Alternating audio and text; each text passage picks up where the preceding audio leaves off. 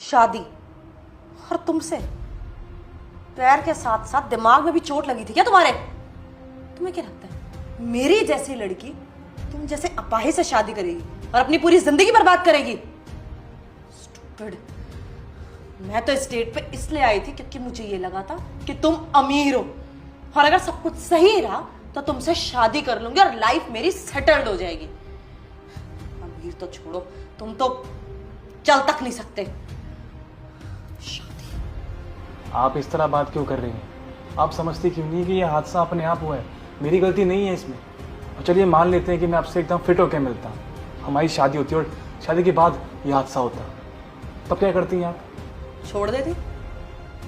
तुम्हें क्या लगता है शादी के बाद अगर ये चीज होती तो मैं तुम्हारे साथ रहती और मेरी बची कुची जिंदगी बर्बाद कर लेती?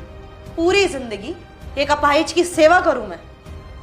शुक्र है कि ये सब ना शादी से पहले ही हो गया और मेरी जिंदगी बर्बाद होने से बच गई। देखो मेरे लिए ना ये डेट यहीं पर खत्म है।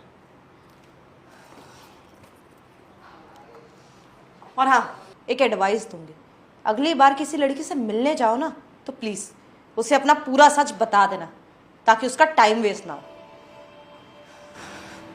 रुकिए,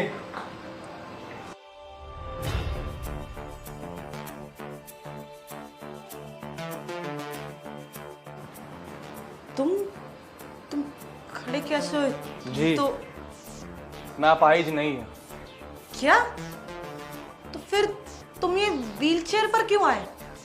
ये तो मैं आ रहा था तो मुझे रास्ते में ही दिख गई, तो मैं इसी पे आ गया आपसे मिलने के लिए। यानी तुम अभी तक मजाक कर रहे थे ये सब? हाँ, सोच के तो मैं मजाक के मूड में ही आया था, पर यह मजाक कब कैश में बदल गया पता ही नहीं चला।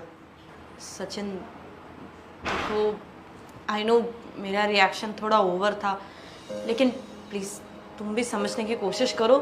तुम अचानक से व्हील चेयर पर आ गए, अपने आप को अपाहिज बता रहे हो, तो मुझे तो गुस्सा आएगा ना। मैं इतने टाइम से जिससे बात कर रही हूँ उसने झूठ बोला, इसीलिए बस मैंने तुम्हें उल्टा सीधा बोल दिया और इतना कुछ सुना दिया। अब तुम खुद समझो, कौन चाहेगा कि उसका पार्टनर। हाँ, आपकी बात भी सही है, कोई भी नहीं चाहेगा कि उसका पार्टनर अपाहिज हो।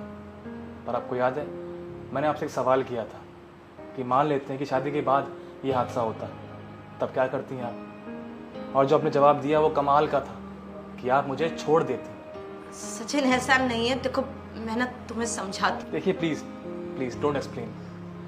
आपकी सोच मेरे सामने आ चुकी है और कहते हैं ना कि जो होता है अच्छे के लिए होता है।